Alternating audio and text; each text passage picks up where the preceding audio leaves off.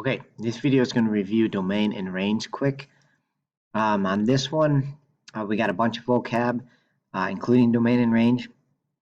In general, if you have to do this vocab on the test and they don't give you a graph, I would make the graph, right? So all they give us here is this equation. So before I'm going to start to answer this, I'm going to sketch this real quick. So this is the one where you just shift it. So we actually just shift right 1 and then down 3. Right, so inside goes left or right, opposite of what we think, and the thing goes up or down in the back. Okay, so there's my vertex, and it's going to be opening up because it's positive.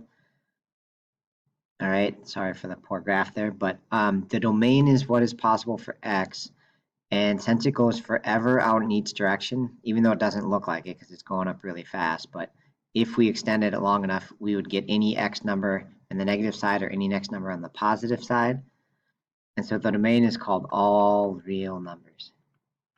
Okay, and that's going to be the same, right? Even if it was an upside down parabola or a really skinny one or a really wide one, no matter what, it's all real numbers because we go forever and ever in each direction on the x-axis. Okay, for range is related to this min-max. So on this particular graph, our original graph here, I'll erase some of the other ones, it has a min of, in this case, -3. Right, that's the lowest we ever get on the y-axis. So the range, what is possible for y, is since the min is -3, we are all the values greater than or equal to -3.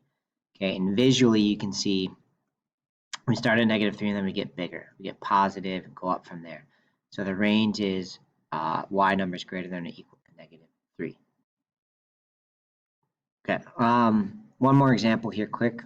So I'm going to plot it quick, left 1, up 4.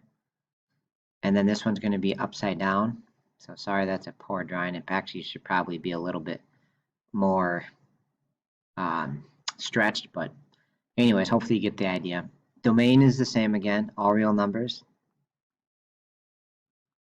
Because again, it goes forever and ever in each direction on the x.